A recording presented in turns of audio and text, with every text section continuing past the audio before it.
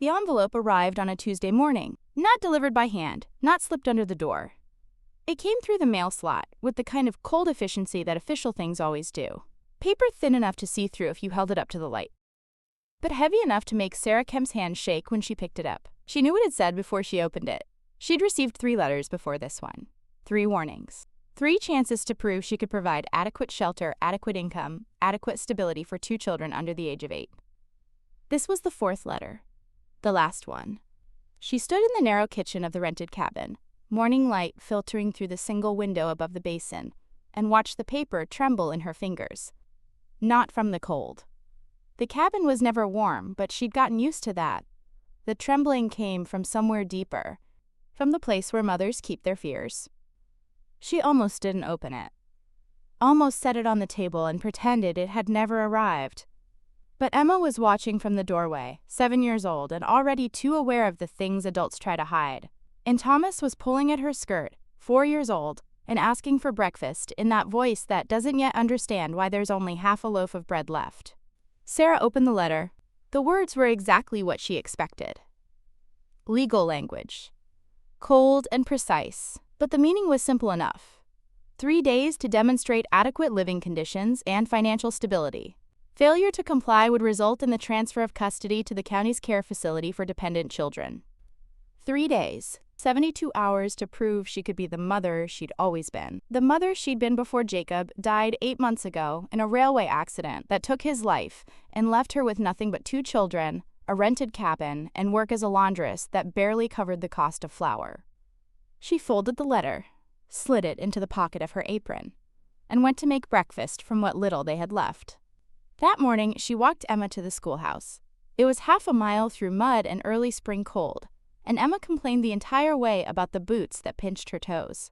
Sarah didn't have money for new boots, didn't have money for much of anything. But she held Emma's hand and smiled, and said the things mothers say when they're trying to hold the world together with nothing but hope and stubborn refusal to break. When she returned to the cabin, Thomas was still asleep. She stood in the doorway of the small room they shared and watched him breathe, small chest rising and falling, one arm thrown over his head, face peaceful in a way it never was when he was awake. She thought, I can't lose them. Not to the county. Not to some institution where they'd be separated.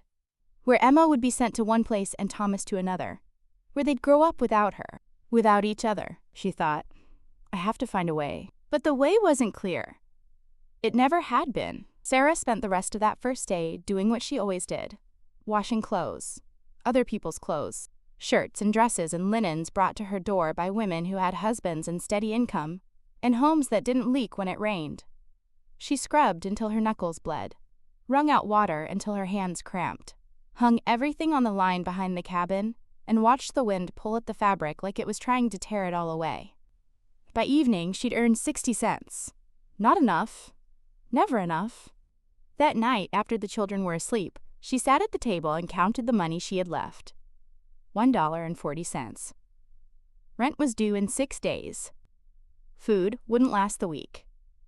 And the county inspector would arrive in 3 days, expecting to see a woman who had her life in order. Sarah pressed her palms against her eyes, felt the pressure build behind them. But she didn't cry. Crying was a luxury she couldn't afford.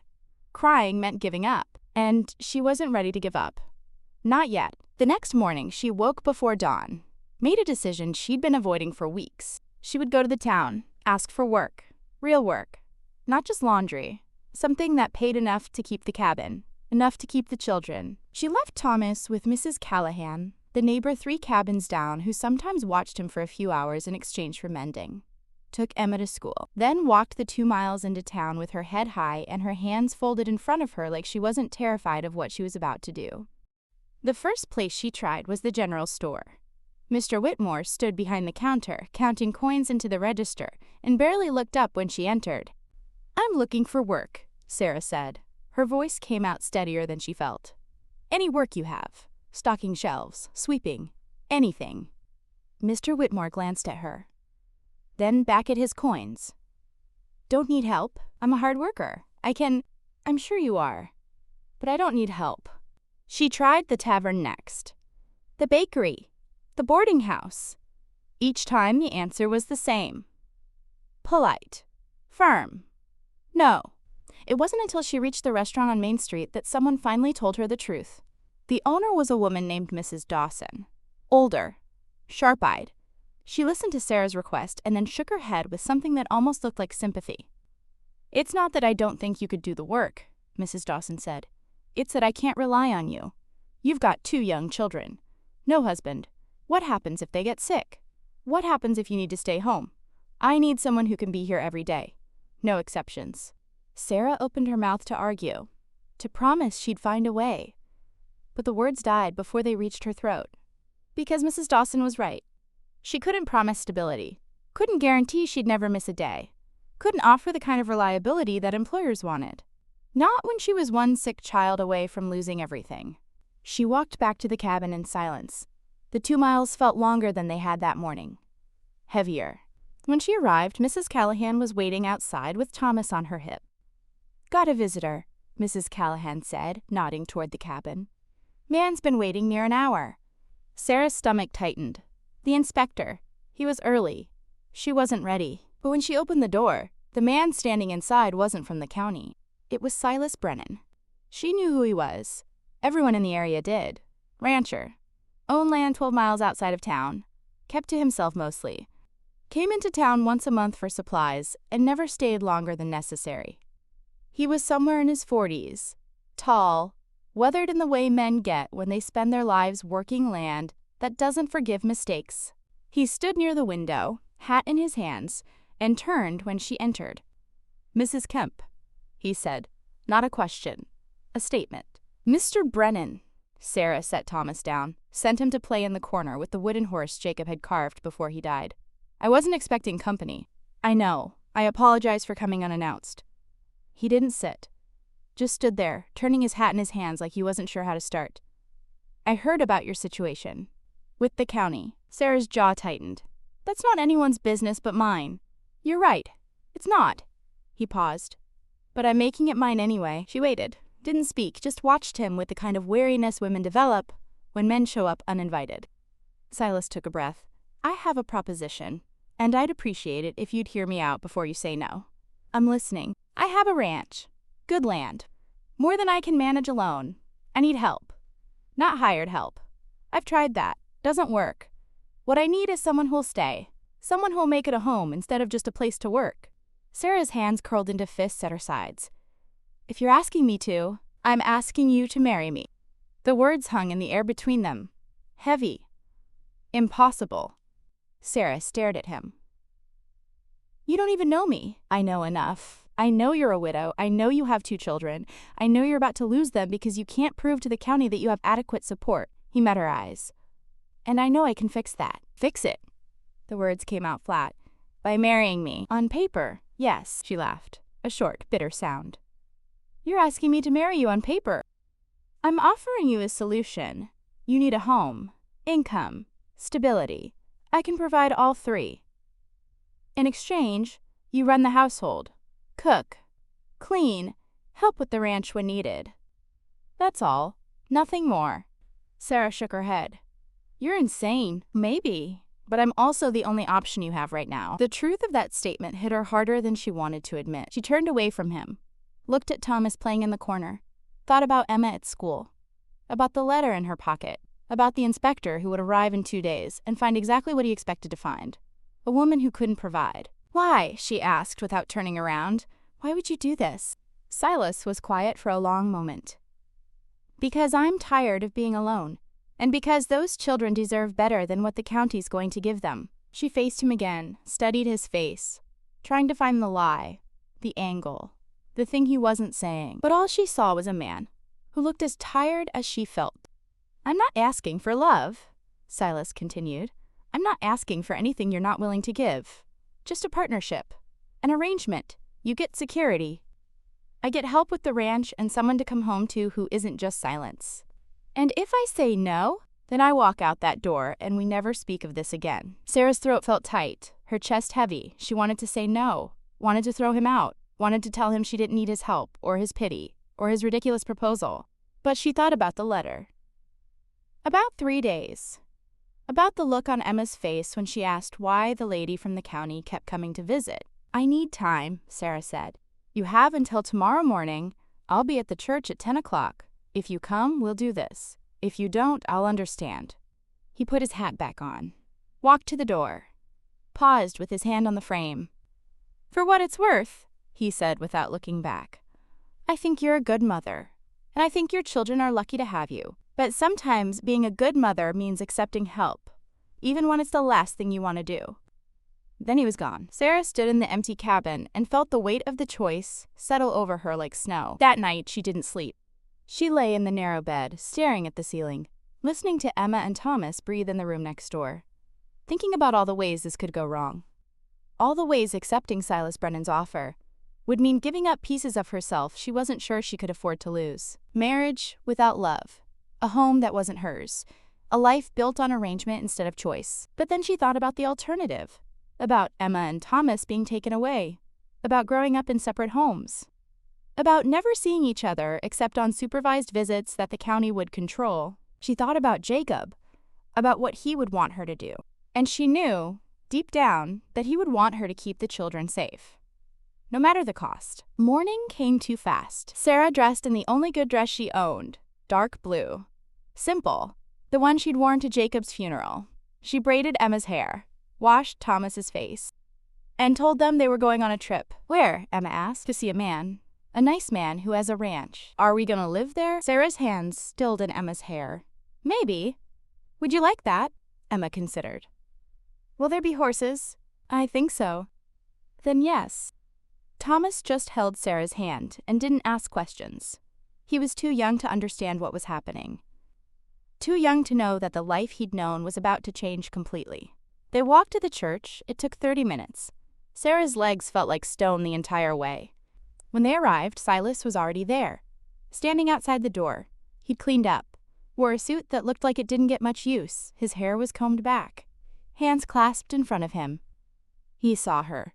Something shifted in his expression. Relief, maybe, or resignation. Sarah stopped a few feet away from him. I'm here. I see that. I need you to understand something. She kept her voice low, firm. I'm not doing this for you. I'm doing this for them.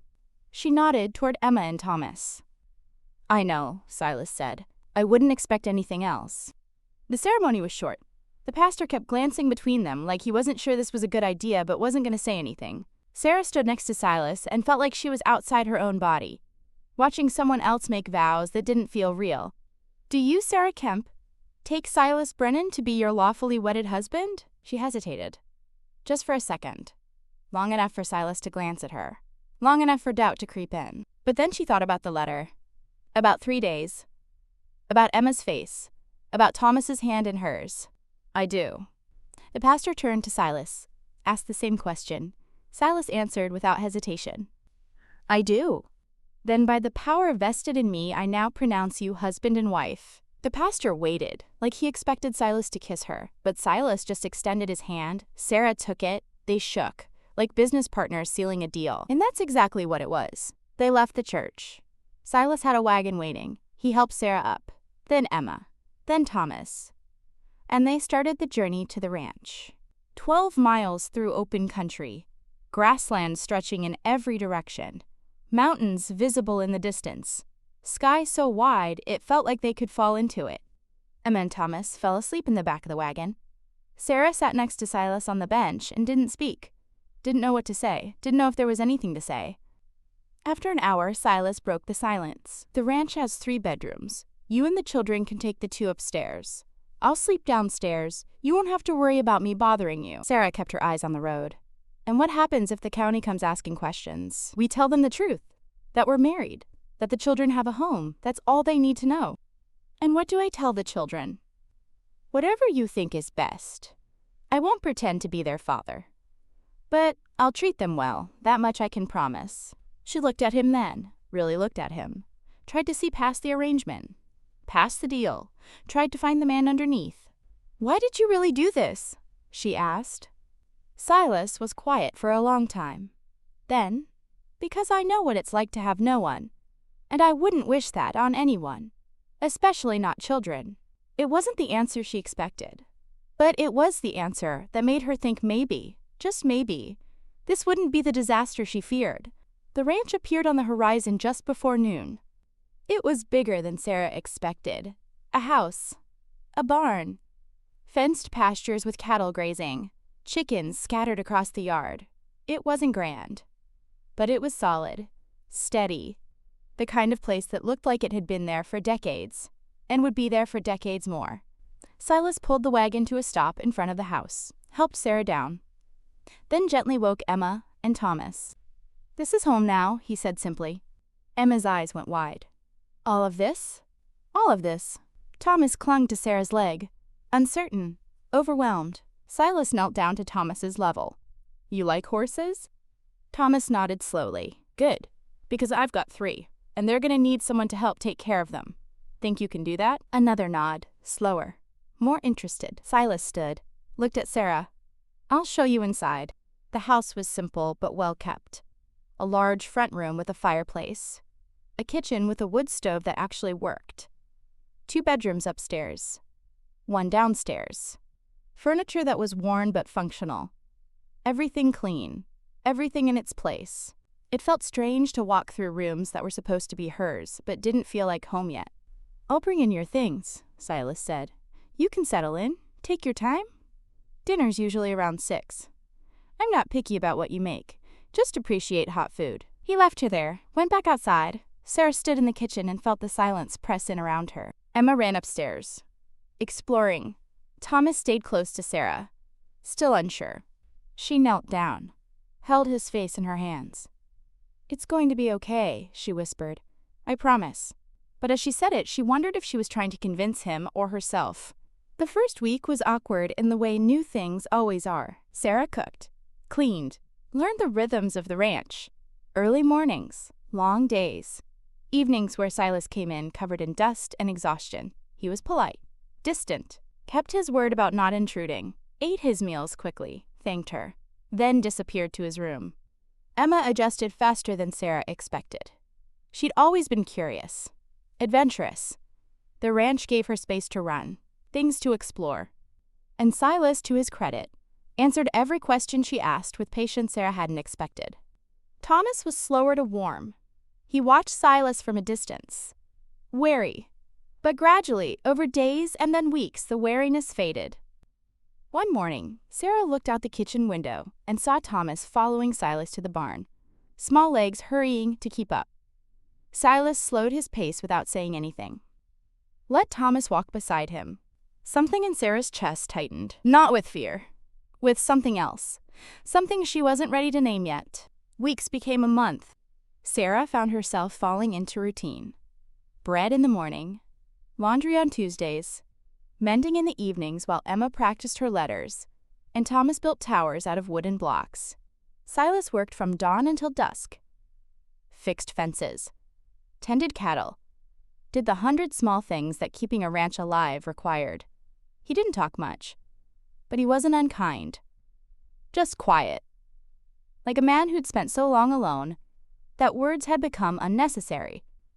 One evening, Sarah found him on the porch after dinner, sitting on the steps, watching the sun set over the pasture. She stood in the doorway, uncertain whether to join him or leave him be. He glanced back. "You need something?" "No, just thought I'd get some air. Plenty of that out here." She sat on the step next to him, not close, but not far. They sat in silence, watching the sky turn orange and then pink and then purple. "Thank you," Sarah said finally. "For this, for all of it." Silas didn't look at her. "You don't have to thank me." "I do, because I didn't have anywhere else to go. And you gave me that. You gave my children that. I needed the help. Fair trade. It's not a fair trade. You know it's not." He was quiet for a long time. Then, "Maybe not, but it's the trade we made, and so far, it's working." Sarah wanted to say more, wanted to ask if he was lonely, if he regretted this, if he ever wished he'd chosen differently. But the words felt too heavy, too personal, so she just sat there. And after a while, they both went inside. 2 months passed. Spring turned to summer. The days grew longer, hotter. Sarah learned how to work the garden behind the house, grew vegetables she'd never grown before, tomatoes and beans and squash that Emma helped her harvest.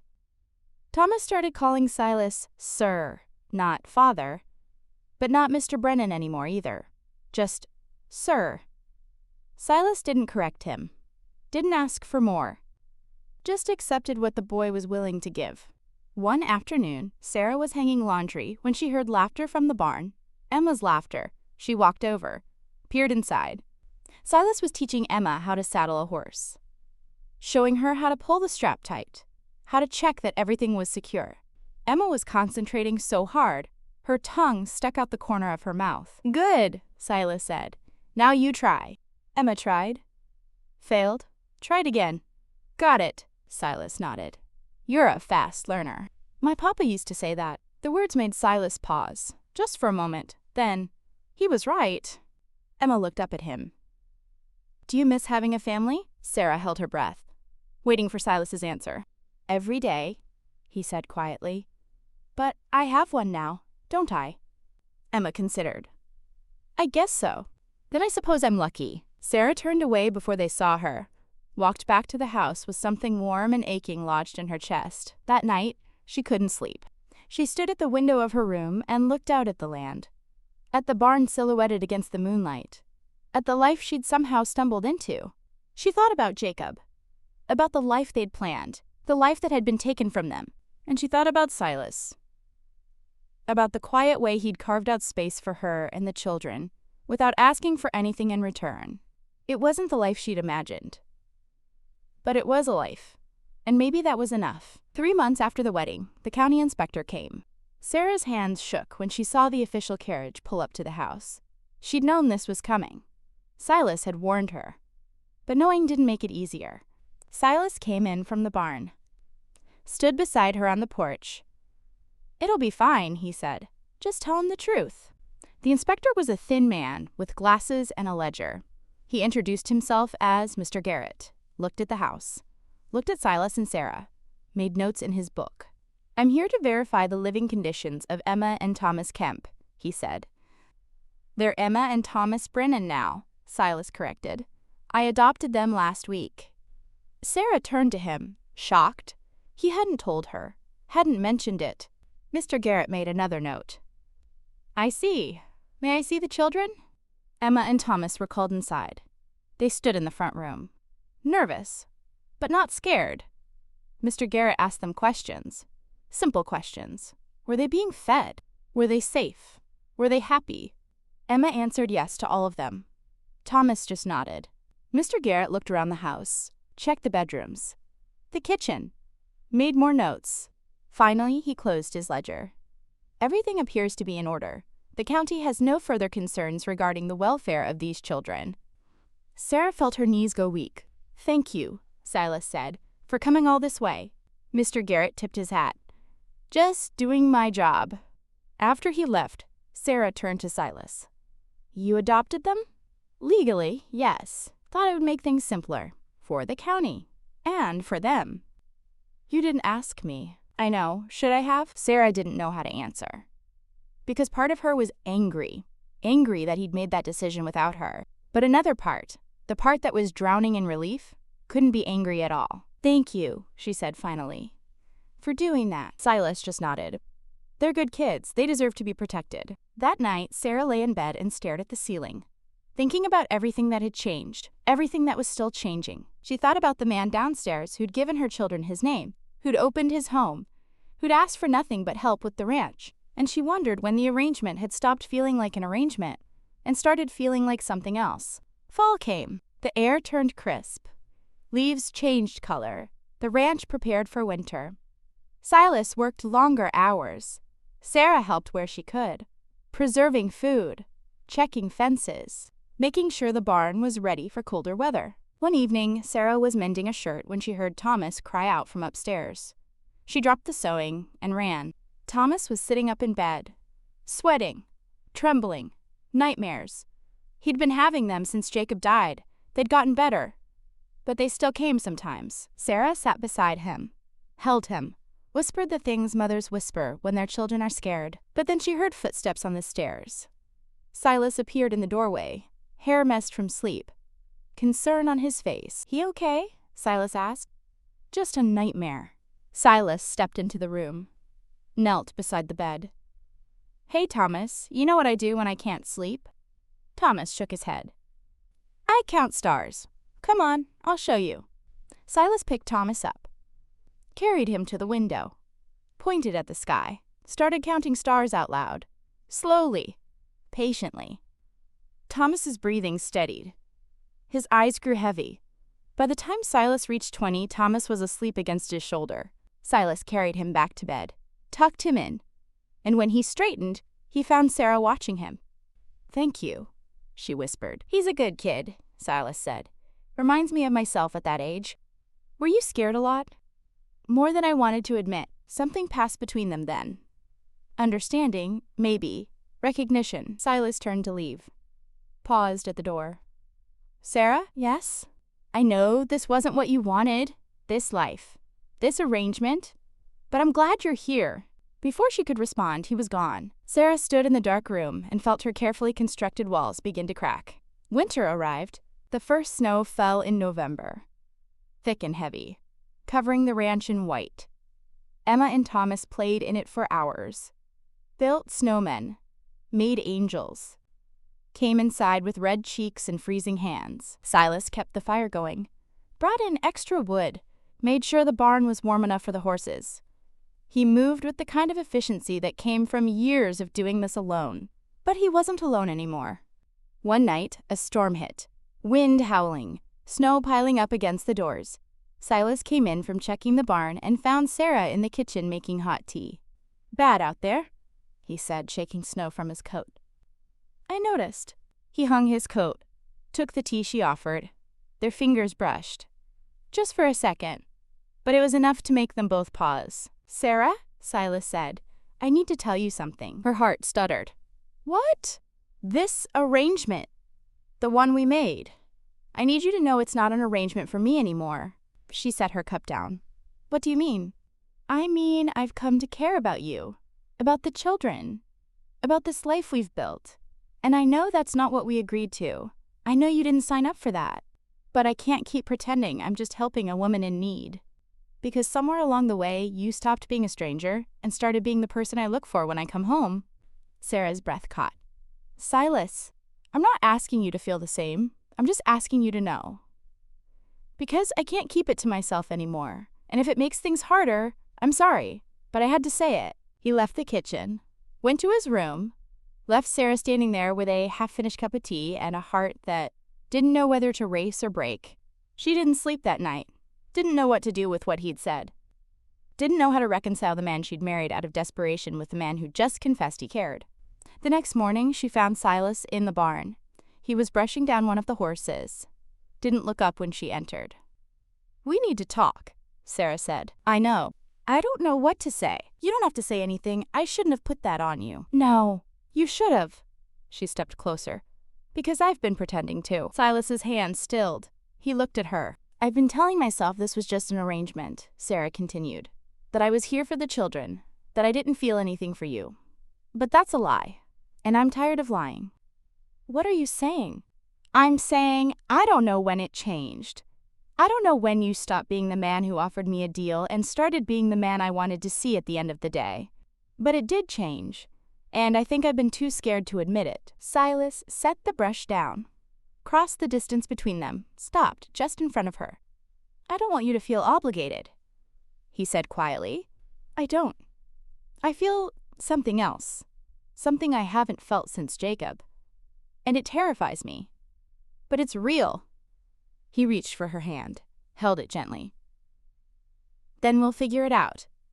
Together, however long it takes." Sarah looked at their joined hands, at the calluses on his palm, at the way his fingers curled around hers like he was afraid she'd disappear. "Together," she echoed. And for the first time since arriving at the ranch, she felt like she was exactly where she belonged. 6 months after the wedding, Sarah and Silas sat on the porch, watching Emma and Thomas play in the yard. Spring had returned. The snow had melted. The land was green again. "You ever regret it?" Sarah asked. "The offer you made?" Silas shook his head. "Not once. You?" "I used to. Those first few weeks. I thought I'd made a terrible mistake. Thought I'd traded one kind of prison for another. And now? Sarah looked at him. Really looked at him. At the man who'd given her and her children a home. Who'd asked for nothing but offered everything. Now I think maybe freedom isn't what I thought it was, she said softly. Maybe it's not about being alone. Maybe it's about choosing to stay. Silas smiled. A rare, genuine smile. I'd like that. If you chose to stay, I already have. He reached for her hand. She let him take it. They sat there as the sun set, as Emma and Thomas's laughter filled the air, as the life they'd built together settled into something neither of them had expected, but both had come to need. It wasn't the life Sarah had planned. Wasn't the life she'd imagined when Jacob was alive, but it was a good life, a real life. And in the end, maybe that was enough. Maybe that was everything.